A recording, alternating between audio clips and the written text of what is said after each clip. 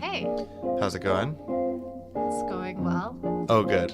I was asking everybody. Oh. Everybody, I guess. I thought this was just You're a right. conversation It's not between the best entrance. It's not the you best and way to I. start a conversation. That's right. Well, I mean, this is really just you and I sitting down and watching The Sopranos and then talking about it. That's right. So Here I we are figure again. that it is you asking me how I was doing. How are you doing? I'm fine. That's good. I'm glad. I'm also doing fine. Good. Good. So we're gonna talk about D-Girl. Yeah. What a great episode. That's as usual.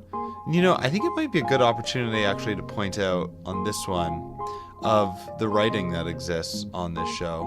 There's a particularly good source that we've talked a little bit about before, Sopranos Autopsy, but they really do a exceptionally good job writing about, or he does an exceptionally good job writing about this episode.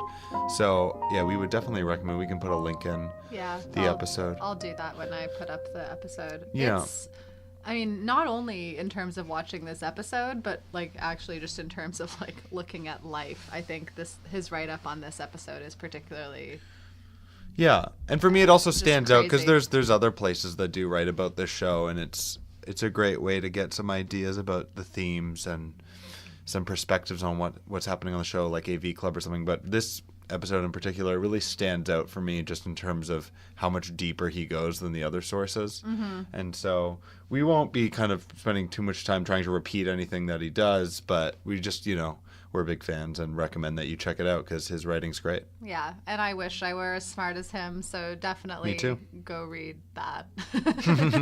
Yeah, do but that. also listen to this podcast because, Yeah. we think we have listeners out there. Yeah.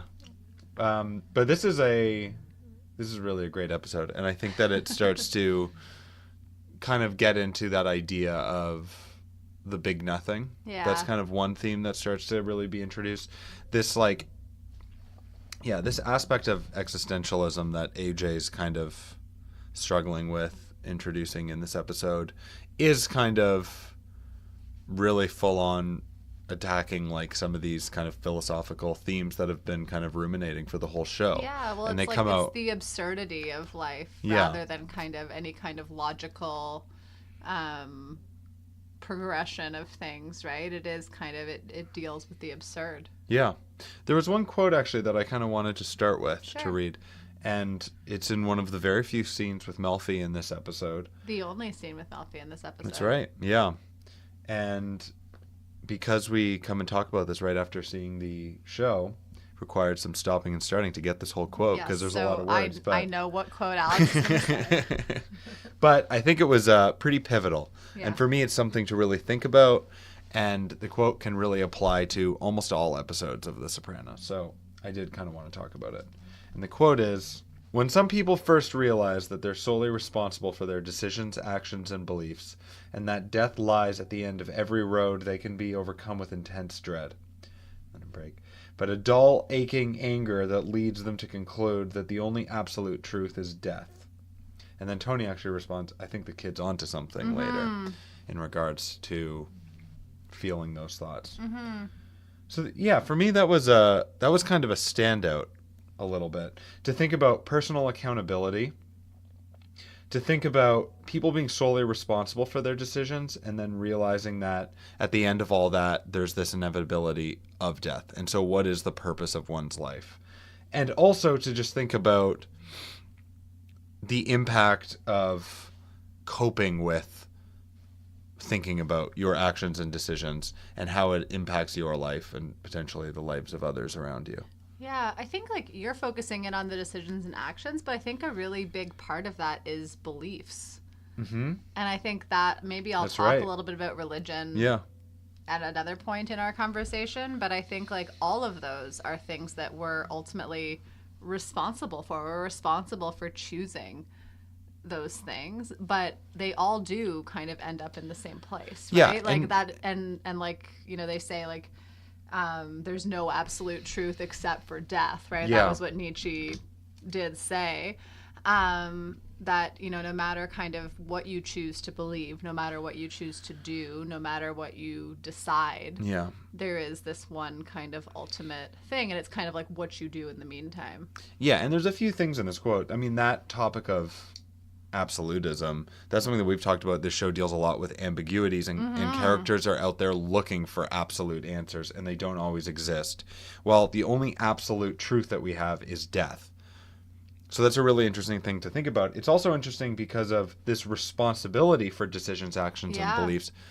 Almost all of our characters don't really take responsibility for those things and don't have the kind of like curiosity to examine why they're doing these things, why they hold these things, or what the impacts are of the decisions, actions, and beliefs that they're engaging in are. As the quote says, maybe they don't realize that they're the ones responsible for these things, right? Like they can, we kind of talk about characters like placing blame on other people, but it is more likely actually that that's truly what they believe. Like that's truly that they think someone else is responsible for them. It's not like they're actively trying to place blame on other characters. That it is like that's their worldview, that's their perception, right? And so it is kind of coming to this understanding that you are the one that is solely responsible for yourself. Yeah. That can be confusing or life-altering or, you know, cause you to kind of feel these dark feelings that you didn't have to feel when you were able to put that onto somebody else, right? You've kind of like disengaged yourself from it. Yeah.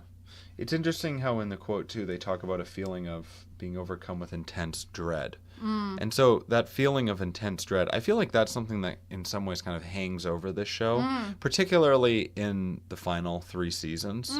I feel like there's kind of like a foreboding sense that kind of like pervades like many scenes in this show, and you feel like, you know, you're in at the end. Like they say in the very first episode, like things are kind of like moving towards the end. And that, for me, there is this like movement towards death or something bad at almost all times. You're almost always waiting for something bad to happen, That's right. And like even in our opening scene, right? Like the screen is black, you hear these like, they hear this noise, you're kind of unable to identify it at first, right? You see this car that you don't know who's driving it, and it scrapes against the lawnmower vehicle or whatever, right? Like you're kind of waiting for something. It's this kind of ominous scene, and you're waiting for something bad to happen, but ultimately it's okay. Like there's nothing that bad that comes of it. But that happens to us all the time, right? That's kind of that anticlimax or that whatever we want to call it that Chase is always doing. But it is, I think you're right, like on a whole for the whole series we're always anticipating like where's this gonna end up, and we're not feeling like it's anywhere good. No There was a few things actually. Well, also the quote that Meadow has where she's quoting, but she says, in life one must choose between boredom and suffering. That was so interesting. I wrote that one down. There's a lot of these kind of like bleak worldviews that are getting referenced in this episode that I think kind of encapsulate how people feel in Soprano World and how the show feels. And to think about boredom in particular, that's something that a lot of the characters struggle with in this show. This fucking regularness of life, this kind of like mundane existence. And then a lot of characters are suffering too in their own ways. Well, I think that boredom and suffering thing is important. Like AJ later references in that same conversation references boredom when he talks about algebra, right? Like, right, that's the most boring. You know, there are characters being bored, but in terms of suffering, I think a lot of these characters are suffering, right? We like later see AJ with Livia, who, you know, although we don't have to empathize with her for the position that she's in. She's clearly alone. I mean, she doesn't have Junior. He's not able to even go see her, right? She's lost her family. We don't see Janice. Like, Janice is now kind of caught up in her Richie love affair, it seems. Like, we don't see her visiting Livia, right? So she clearly is suffering. And she says, you know, like, and even just in her worldview, like, she says, don't expect happiness. Yeah. In the end, you die in your own arms. It's all a big nothing. What makes you think you're so special? Yeah. I mean, that is really kind of a nihilistic worldview. Yeah. And it's interesting to see how her worldview kind of pervades the attitudes and philosophies of other characters, because in large part they've been influenced by her as this kind of like matriarch of the family. And so that's kind of like seeped down through the generations. Yeah. Yeah, it's really crazy. Sorry, I'm like, there's so much and I just like struggle to find it. Tony talks about Livia also in that session with Melfi, right? Because he's talking about how AJ is, like rebelling against the church and stuff like that. And he says, like, do you think my mother and father would have ever allowed this? And so there is something, him saying like his mother's dead to him, but there is something there in terms of like being connected to the church or like some like larger, I don't know. Yeah. Like something kind of like beyond yourself. And I think like in this case, they are discussing like religion as this part of this being connected or having like, the potential to have a different worldview than this is tied to that. We don't see Livia like, she sometimes refers to God in certain ways, but we don't really see her enacting that. But yeah, I don't know. I'll talk about religion later, maybe. Yeah. I feel like it is part of it. I feel like that I don't think Chase is trying to make any he's definitely making commentary on it, but I don't think he's like putting them as counterparts by any means. But I think he's kind of examining the way that people's personal worldviews are connected with these other like value-laden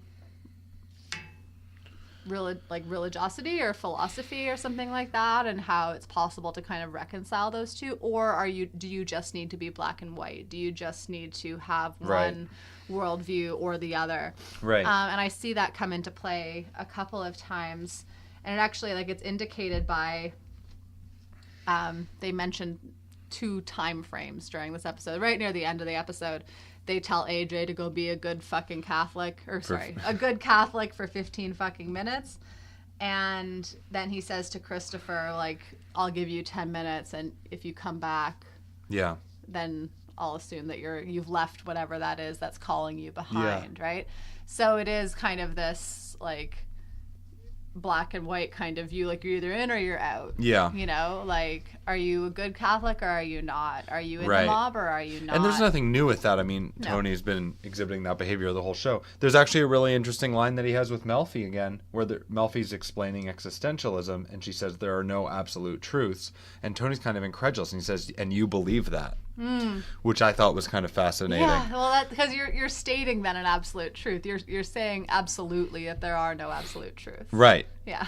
And also, clearly, this show is kind of delving into the world of, no, there are absolutely no absolute truths. Everything is rather ambiguous, and Tony kind of requires that. And he questions Melfi's even description of existentialism, because he can't really cope with that. Yeah. Yeah, and the way that he formulates his decisions and his actions and beliefs, it's inherently kind of difficult to make peace with those kind of ambiguities and those lack of absolute truths. I forgot about why in past viewings of this show that I start to get like really dark about life. It happens. I think it happens. It happens around now. I think it happens around now. Yeah, the big nothing. So I do have some like funny things that happen. There was lots of funny things that happen this episode. So we'll try to be careful out there if you're watching the show. Lighten it up. Yeah, be careful. It really makes you question everything. There's some nice scenes. Pussy talks to AJ about, you have your health and go down and enjoy your family while you can. Yeah, that's nice. Uplifting. It's about as uplifting as we've got. Yeah.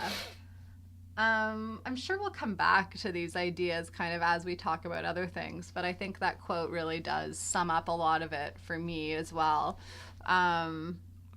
And like I said, like I think like in terms of those 3 words that she uses, decisions, actions, beliefs, I think all of those come into play here, and we're able to analyze them for like a number of characters. Yeah, I agree. Yeah. I was interested too with the idea of Meadow talking to Tony about education and saying that this is what education is, and that it's not, you know, just on this blind path to making money. It's about questioning things. You know, Tony had a quote, and he was talking about AJ, and he said, well, you know, so far having a kid has cost about $150,000. So if there's no purpose, I want a fucking refund. That was a funny line. Which is interesting because that wasn't at the same time in the episode, but it referenced Meadow's statement about like it's not just about going to make money, but Tony doesn't really think critically in a way where he values education for those aspects of what it is. So he's still thinking about it strictly transactionally, which is very weird about your own kid. Yeah, well, it's interesting. He frames that in terms of like what's the purpose, Yeah. right, of life, and so like he's given life to this child, Yeah. right? Like they chose to have this child, and so if that child is then questioning their purpose, what was Tony and Carmela's purpose, right? Like it does kind of have a value. Yeah, totally. Well, actually, then there was another one where Tony goes to meet Pussy at the car repair shop, and actually, there's some weird things with like transactionalism too, because Pussy, you know, is like, you know, can't you value things? Haven't your kids taught you that? Like, and then he goes and hands him some money and says, "Go get a Coke immediately," which is kind of funny. But also, Tony starts saying he's moody, he's questioning life, and Pussy says, "Like father, like son." Yeah. And then Tony says, like, "I'm serious," and kind of like is like unimpressed and doesn't really interpret that or internalize that. Yeah. So. No, again, like Tony can't see how his actions and his beliefs and his decisions impact AJ. Yeah. It's impossible for him to see that. Yeah. And if they did, they'd have a lot more than like just therapy with Melfi to be doing, right? Right. Like that's they don't take any ownership for that. No. Yeah. I mean, in some way, like the whole concept, again, I'll probably talk about it later, the whole concept of like a confirmation sponsor and having Pussy be the one that's chosen is really interesting, because that is supposed to be this like person who you can go to for moral counsel, right? And to like guide you through moments of questioning religion and things like that. Like it is supposed to be this person who you can go to for that. I don't think that Tony's ever been anyone's confirmation sponsor. You know, right? Like, and yet Pussy talks to him about being this stand-up guy and being like a kind of like that scene. Yeah, like a principled person that he respects. Yeah. Yeah. But that's the question, like, what kind of man is Tony, right? We've asked that question before, right? So Tony says, or not Tony, Pussy does say something like, that's the kind of man your father is, or something like that. Like he uses those words. And so that's what prompted me to write down what kind of man is Tony. He is this man who would go with his friend to visit his sick sister every day, right? Yeah. But he's also these other types of man. Yeah. Or is he no longer that type of man who would go every day? Well, that's right, because AJ says, you know, I hear about all these great things he did that he used to do, and now he's just a dick. Now he's just an asshole. Right. Yeah. Yeah, all the great things he did then. Mm-hmm. Yeah. I like that Pussy says, like, you know, like about seeing your parents as dictators, right? So that is kind of, again, like going back to that concept of like the people who make decisions for you, right? Like a dictator is like dictating what your worldview is, what kind of things you're able to do and not able to do. And so it is these moments where we see characters like diverting from the worldview of the Sopranos, the worldview of the mob, or the worldview of the Soprano family, that's when it becomes really problematic for the people who are in charge, right? Who are these dictators, if you want to call them that. That, you know, until, like, you could go along very well if everyone in your world believes the same things as you and does the same things as you, right? But when someone kind of challenges that, like AJ does in this episode, and, you know, like, is the actor who plays AJ, what's his name? Oh, no. I know. That's okay. But like, does he like do the best acting job at this part? No, like it is a little bit, it's a little bit funny sometimes, but he is pushing, like he's bringing up these issues that are important to think about, right? And he is challenging this dictatorship of being parents, of having spent 150 grand on your child, right? How do you kind of deal with that? Yeah, and it's interesting to see him kind of getting interested and drawn into philosophy, because in some ways that really contradicts the belief system of the Sopranos, because they really don't delve into philosophy, even though this is such like a philosophical world that we're kind of living in while we watch this show. Yeah, those characters kind of reject it in a way for ease, for simplicity, because it's challenging to them. Yeah, well, it's interesting how Matt Bonpensiero, Pussy's son, like, I love that. Yeah, there was a few interesting things there. Yeah, well, maybe we can talk about that. Well, I just want to say, first of all, I love that AJ calls Nitch. Nitch. I think that's one of the funnier things in this episode. There's not a ton to laugh about, so I'm gonna. Well, then he references Master P. Yeah. And then Matt says, you still listen to rap. It's all about marketing now. And then AJ drops his bat. But I thought that was interesting too, just in terms of like AJ is drawn to philosophy, but there's something about it where he's calling him Nitch, and there's something where he's like a little bit in over his head. And also that like Matt, Pussy's son, is listening to music and engaging with it in a different way and making that assessment of it being about this kind of like capitalist marketing transactional sort of thing, that there's an irony that that's actually like exactly what was being criticized of Tony by Meadow in terms of their relationship with education, and yet that's actually what AJ is listening to. So it's not kind of seeping into the way that he engages with everything. And Matt is super critical of Nietzsche, of South, of, right. He says he has to go listen to Kierkegaard. So he's talking on a kind of like a higher plane for sure. I mean, kind of, but then Kierkegaard kind of brings us back to these like religiosity, right? And that's like I don't know, at least personally for me, like in my mind, it runs counter to a lot of religious thought. At least Nietzsche and Sartre do. Like, Kierkegaard falls more into that line of like having God and right. I don't know. So it kind of like in some ways, although I felt like I was happy to meet Pussy's son, I don't know if that was the best advice. It was kind of drawing AJ back into this world that is comfortable and not really challenging him to continue to search outside of it. Yeah. Yeah. Well, what are some of your thoughts on the religion aspects of this episode? Oh, man. It's a lot. It's so hard to do this. And I was like, it's hard. Like, I found this episode so challenging just because, like, there were so many moments where, like, I felt like I needed to process what was going on. And, like, if we were going to do that, we'd be stopping the episode all the time. And so we can't watch it that way. But even now, I feel like I haven't really, like, solidified my thoughts. But maybe I'll just, like, point out some of the things I wrote down and see if I can make sense of it.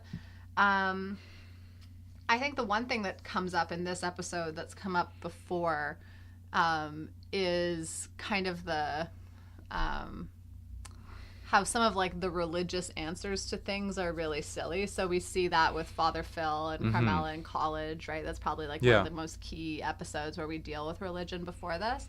But like when AJ's having this conversation, Meadow's there, Tony and Carmela are there, and he was like, but really, like, why am I here, right? Or no, why was I born?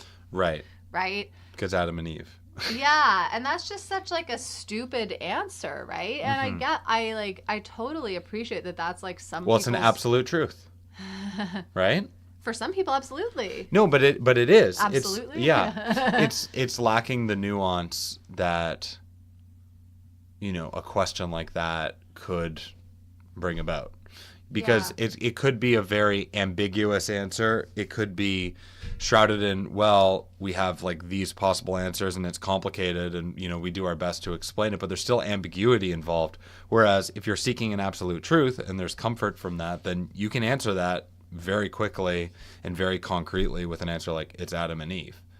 But that also reflects like that lack of kind of like curiosity. And yeah, I mean, we see that throughout this show, but I think like what AJ is searching for is something deeper than that, right? And I don't blame him. Right. Just like a personal story, right? Like when I was in 8th grade and my family's Catholic, I did not want to get confirmed. So that was something I was really struggling with at that time. I think that's like a really normal teenage struggle, right? Right. Alex had a band called the Nihilists. Wow. So... yeah, that's why I like this show. So there's that. But I was just kind of not wanting to get confirmed. Right. I didn't believe in anything. Alex didn't believe in anything. I was really grappling with that, and I continue definitely to like grapple with these big questions, which again is why I love this show. But and I said that to my parents. I said, I don't think I want to get confirmed. And it was a dictatorship, and that's why like I think this like it was like, no, you're getting confirmed. That was the same with AJ, right? It was like, I forget exactly what it is they said, but it's like I forget what they said, but it was like, you're getting confirmed, and that's that. Like there's no options here, you know.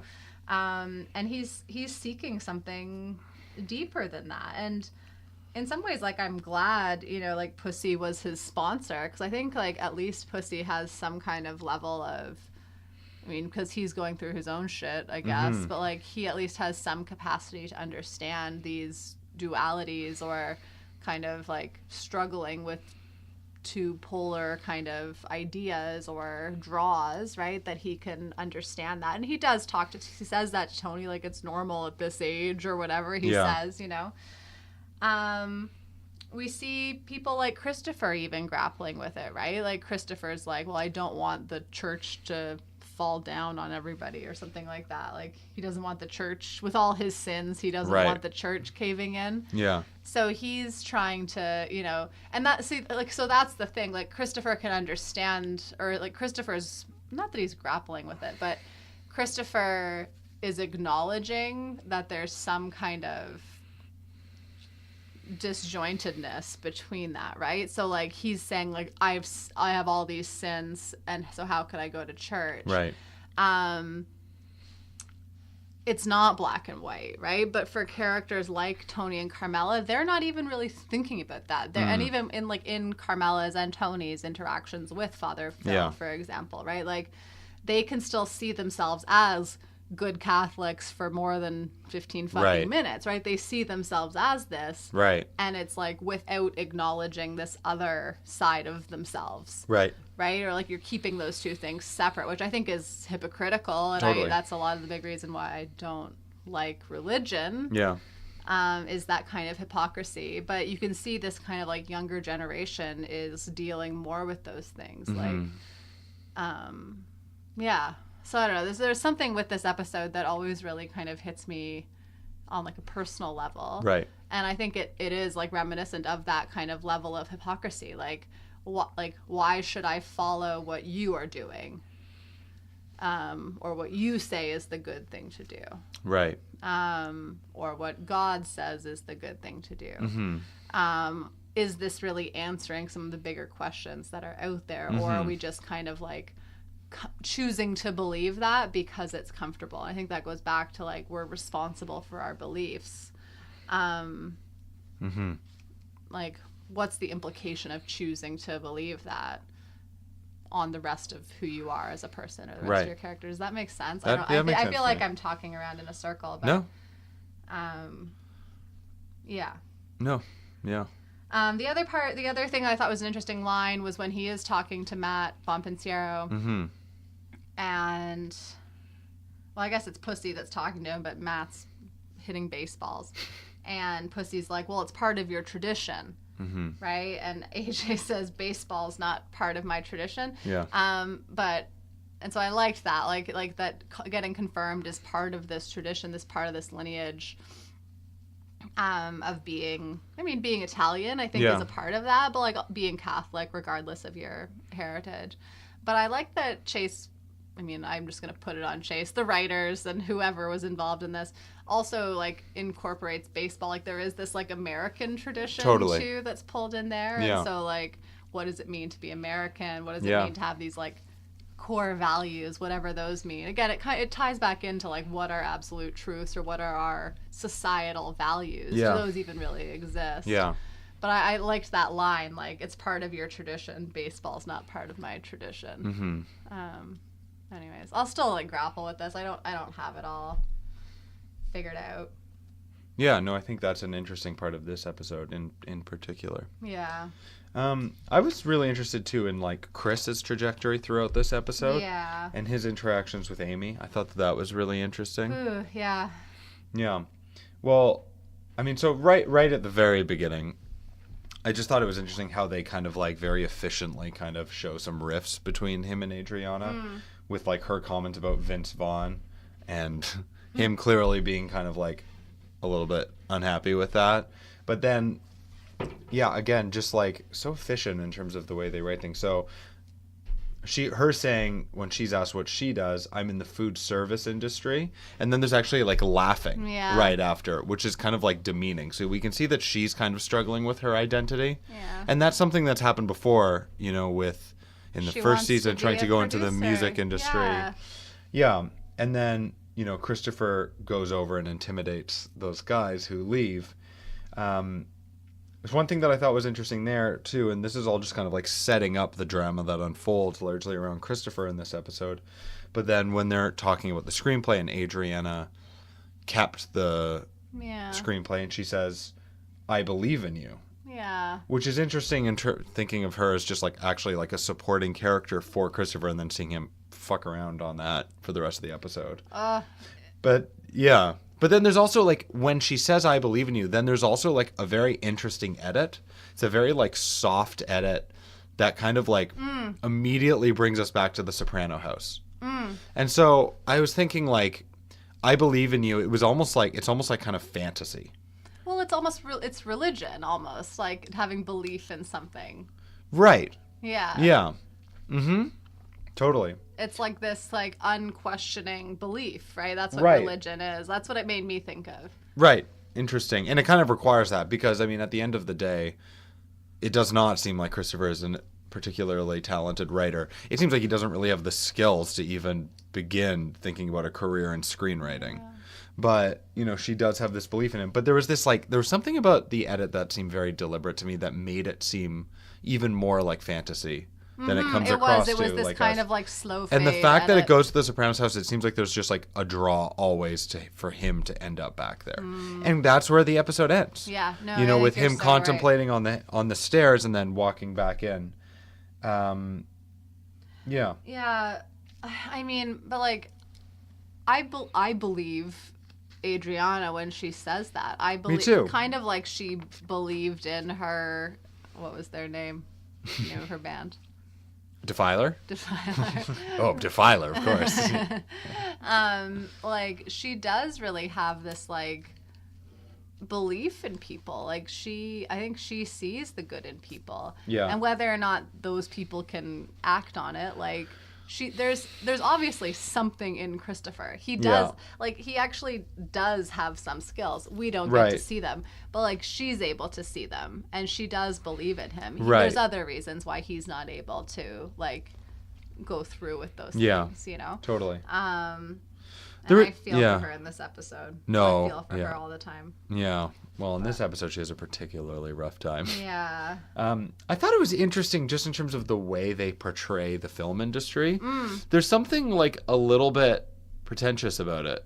Totally. I mean, not even a little bit, like very actually. Yeah. Like the way that I was just going to say Amy, obviously, and then I was going to say John Lovett, but we're not talking about Jon Favreau, which is confusing because there's multiple Jon Favreaus, and I'm just mixing things very, very all over the place. Do you listen to Pod Save America? Check it out. If you want to get confused right now, you can follow down these rabbit holes. Yeah. But anyway, with Jon Favreau, the movie director, not the podcaster.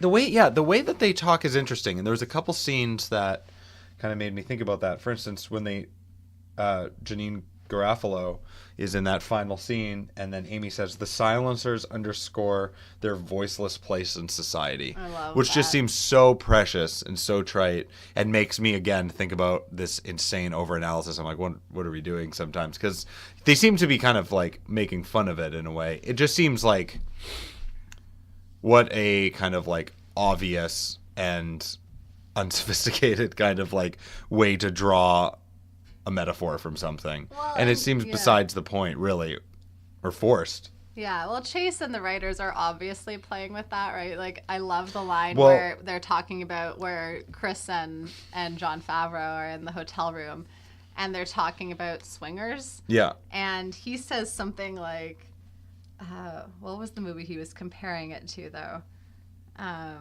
Saving Private Ryan. Saving Private Ryan and Tom Hanks. And then he's like, you know who was great? Hanks, Saving Private Ryan. And he was like, well, that movie was about, like, guys dying on D-Day. Like, yeah, young men. And Swingers was about a bunch of dudes trying to get BJs in Vegas.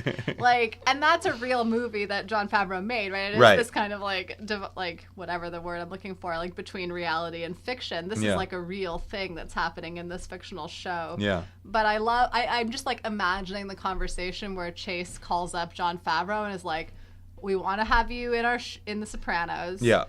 We're going to make fun of your movie. Like, we're going to really make fun of swingers. Yeah. Because when you say it that way, like, it is a really ridiculous concept for a show. No, or a totally. movie, rather. Yeah, absolutely. But yeah, like, it does come across as pretentious. I think and also, the Amy character. Yeah. I didn't hate her as much as I hated her this time. Interesting. I've never hated her so much. Well, there's something kind of like, at its core, like manipulative of Christopher from both her and John, like in terms of stealing that story. And also, like, when Amy was saying near the end, like, this is so absurd of you to get this bent out of shape regarding that story. Yeah. Like, just like that lack of awareness that this is actually dangerous for Christopher, and they're just using him. Yeah, it's not fiction for him. It's not movie for him. Yeah. Also, like, like that lack of self-awareness that they have to think that this could be impacting him in his life, and then to have the arrogance to feel like it's not a big deal. I thought it was interesting too, actually, that scene that I was talking about with the silencers and underscoring their useless place in society. Voiceless place in society. I thought it was ironic too, because in that scene they also have like oranges spilled everywhere, which we've talked about is like this Ford Coppola Godfather signifier of death. And then Janine Garofalo talks about, I never had an egg cream, which we've also been talking about eggs. That's the Sopranos kind of symbol of death. Also, they talk about, I never went to that place on St. Mark's, which, Gem Spa. Yeah. Great egg creams. We know another good egg cream place, though. Also, Ray's Candy Store on Avenue A. Highly recommended. Yeah. It's funny. You just thought about the oranges, though. I just circled my notes. So our notes, I wish I could share them all with you. My note just says all the oranges. That's all my note says, but I just circled it. That scene was great. I mean, I love Janine Garofalo. Right. And it is, like, it's funny how, like, they see Christopher at first as kind of this useless dude, right? Like, Amy has to mouth that he's the one from Jersey, right? Yeah. To Jon Favreau, and then they kind of like smile at right. each Well, other John awkwardly. thinks that he's from LA Magazine to ask him where he likes to have breakfast. His best breakfast spots. But then he like does contribute this one kind of verisimilitude kind of thing, right? Like that, like someone from Brooklyn would say bukak. Right. Bukyak, or however you say it. And so then they all of a sudden, like, Jon Favreau's putting the earphones on Christopher and like letting him watch, right? Yeah. Like it's like, oh, this person's useful for me. Yeah. You know? And I think throughout the relationship between, like, this very short relationship between Amy and Christopher, that is her whole modus operandi, or whatever you want to call it. Like, when is someone useful for you and when are they not? Yeah. I think actually, like, the sex scene between the two of them was really interesting. It was interesting. Yeah, because she kind of fully takes control. She's, like, in such a powerful position. And, like, we haven't really seen Chris and Adriana sex scenes, really. I mean, we see her, like, you know, in her underwear and stuff like that. But we don't imagine that, or at least I mean, I'm spending a lot of my time imagining this, clearly. But, like, the characters don't lead you to believe that would be the same dynamic. Yeah, and in terms of like thinking about control and power structures, most of the time the mob characters are in the position of control. So it's that was interesting. Yeah, and you get the sense, and I feel for Christopher in this one too, even though he's being a huge piece of shit to Adriana. Sure like is. he whatever, I forget what he exactly says, but he's like, I really liked you. Yeah. To her. And she never really had that, like, that was never really Amy's goal. I think the way that Christopher is treated in this episode, which is ironic because he's treating people so badly, leads him to where he is in the end of the episode, which kind of like changes his arc too. Like, I think something changes with him in terms of him accepting who he is. Yeah.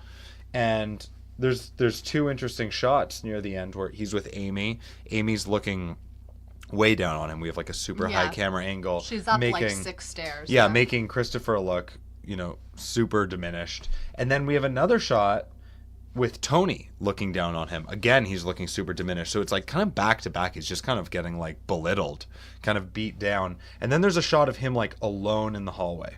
And that made me think about Livia's conversation talking about dying alone, and that's all you have. And then when Christopher goes outside and he's sitting on the steps, we get one of those classic Soprano shots where it spins around him, spins around his face, and we see like another side of his face. And as he makes this decision, then he goes back inside. Wow. And Michael Imperioli's face is just so, like, it's when he has those kind of, I can't even really describe it, like, something about his eyes sometimes, where like you just get so much emoting from his eyes. I mean, he's incredible. Yeah. But there is in that scene, like, you can almost like see inside of his thought process, and you can see like what he must be grappling with in those moments.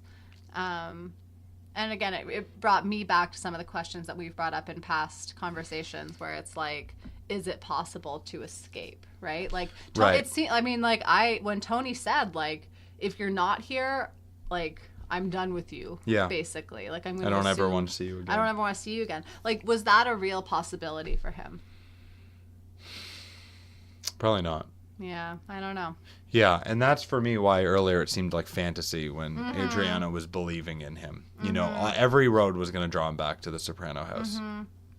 Into that world. Yeah. We have that, like, prior to that last scene, which I do think those are amazing shots. I mean, they're just, and then, like, the door closing when he goes back in and the cut to black. It's beautiful. But we have that dinner with Tony and Carmela and Adriana, right? And he comes from, I don't know where he's coming from. He's coming from The Office. Oh, he's coming from... Where is he? Well, I think he was just with Amy. Yeah. But anyway, Okay, yeah. No, it's like earlier on. He wasn't coming from their kind of like final staircase scene. No. But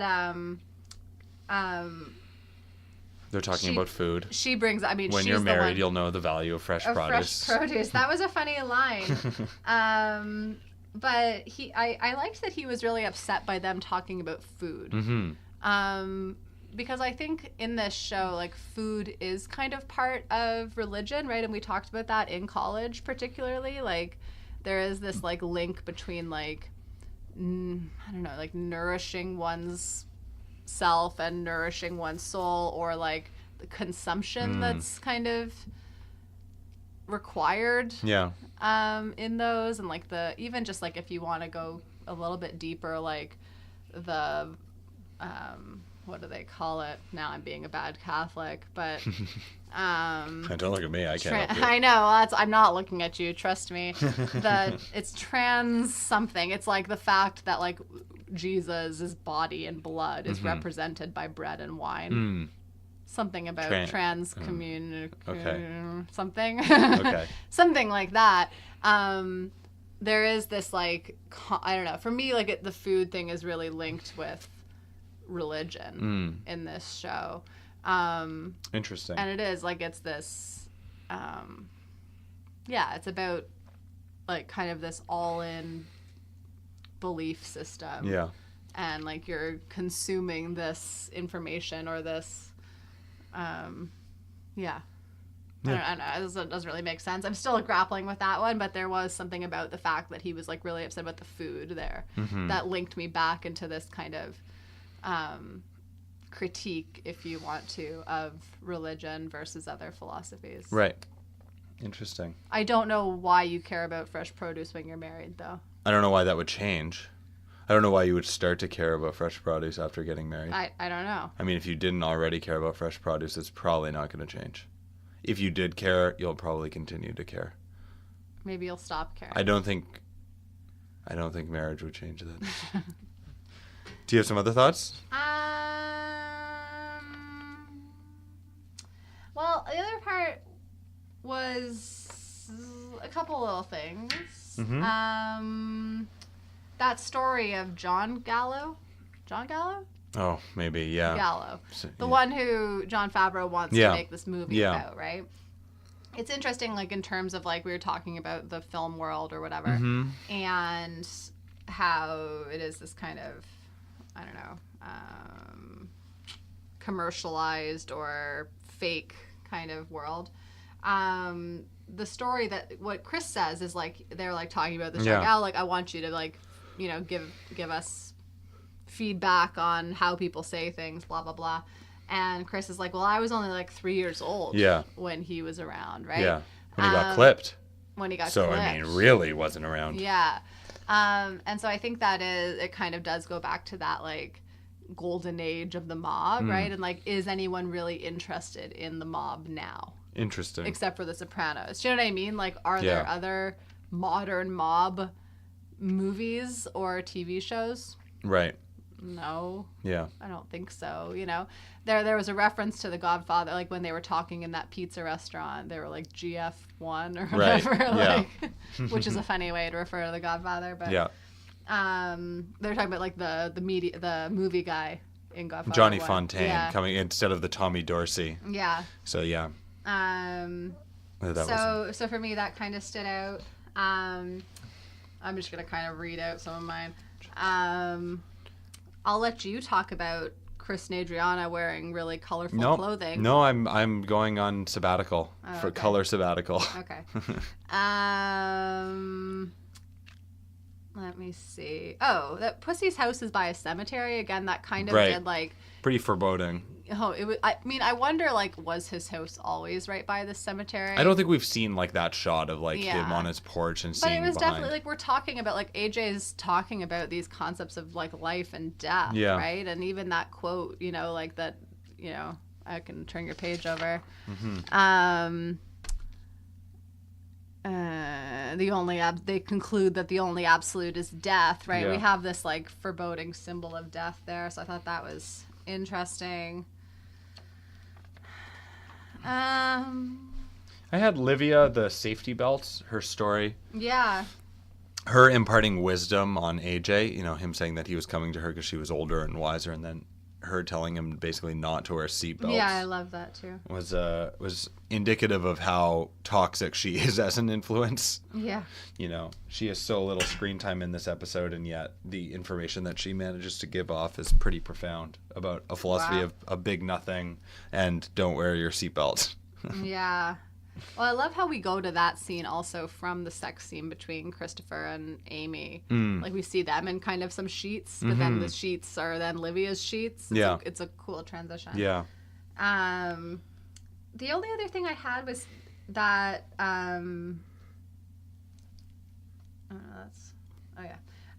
was that story that then got translated into the movie. I just wanted to talk about the story of Joey Gambolini.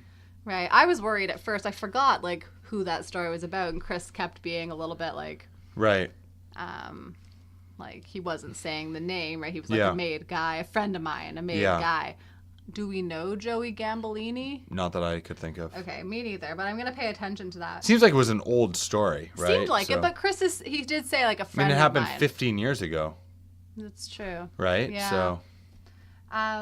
but that's I was trying to figure out the purpose of us seeing that woman, like what that kind of means for Christopher's character. I don't know. I was grappling with that. I don't know if you had any thoughts on it, or if it was just to like see how Hollywood like if it was a device. Yeah, like I don't think it was just to see how Hollywood is like usurious and was going to steal that story, because then they wouldn't have shown us her. Well, I mean, it shows kind of like some of the like machismo that exists in the mob. I mean, the fact that somebody would respond to an event like that with throwing acid on somebody is, I mean, pretty insanely reactionary and pretty like aggressive and violent and ruining somebody's life for something that they have no control over. Also, yeah, and just to see that, like, here's, you know, just like there's these like ghosts who are like kind of drifting around New Jersey who have been impacted by the actions and beliefs, and the other one from the quote of the New Jersey mob. Decisions of the New Jersey mob. Yeah. Yeah. One other scene that I thought was really cool was just before the confirmation. There's a very quick scene with Skip and Pussy, and they're telling him, you need to wear the wire. Yeah. But just the way they do it, it's so tense. Yeah, the helicopters, the noise that's happening there. Like, we're really building tension. I feel like we're actually like progressing through the season, and we can tell that we're moving to some sort of climax. Just because, I mean, yeah, like that scene, again, so efficient, so short, but like the tension of the sound effects that they have and the environment that they're in, and then obviously the drama of what's unfolding specifically. Well, and that scene when he is like trying to put his wire on in his bathroom, right? And it's a lot. That's a really, I forgot about that scene until seeing it tonight. Yeah. But wow, that was like, he was like, I'm gonna kill you. Like, that's the tension that it's led him to, right? Like, he's struggling to exist, you know, without this black and white. Like, he's just in the middle, right? He's looking to be one or the other, and he can't be. Right now, he has to be both, and that's a very uncomfortable position to be in. And so it comes out on his family. I love that we hear, like, and that is one scene I did remember, is like, I love that we hear his little like pep talk with AJ through the van. Yeah. You know, through the I think that's a key scene, you know. It's like it injects some humanity into this show. Like, these characters are principled, and I think they do realize what's important at some level. Yeah. And, you know, those scenes, like the confirmation or the end of the first season where they're eating at Vesuvio's with the family, like, those are the rare scenes in this show where you feel like there is a sense of purpose to it. So there's this nihilist kind of worldview, but at the same time you have these moments where people come together and you feel like it is purposeful and it is meaningful. Yeah, well, I love how it's also like not the big moments, you know, like we don't actually see the confirmation. No. Right? Like, we just see like AJ smoking in the garage with his friends afterwards, like this party. You know, again, like I was talking about earlier with like the car crash in the beginning, like you think something bad's gonna happen. It's kind of like it's all or nothing in some ways, but in those moments are also moments that like connection and these like real life moments can happen. So well, I love this episode. Me too. Although I am starting to feel really dark. Starting to get messed up. Yep. Now it begins. That's great. Well, we have another 70 episodes. Yes. We don't have a little bit less than 70. We don't have actually. 70, but yeah, there's a long 61. There's a long, slow descent to misery of your arc that you get to look forward to. You can also track our relationship and our marriage over this time. Oh yeah, so yeah, hopefully we'll still be together by the end of the show. We will be. Yeah, well, you'll know if maybe you'll be listening to this 2 years from now. I think things look pretty good, but it's a pretty dark show. Well, it's again, all a big like, nothing. It is. We've watched this show together before, right? Yeah, we made it through. And no, but it is interesting. Like, our responses, I think, are different every time. Totally. And the things that like impact you greatly are different every time. So it's always an adventure. Yeah. So let us know your thoughts. If you have any, you can email us. Someone should email us. Yeah, please. We'd love it. Or say something shitty. No, don't do that. Well, email.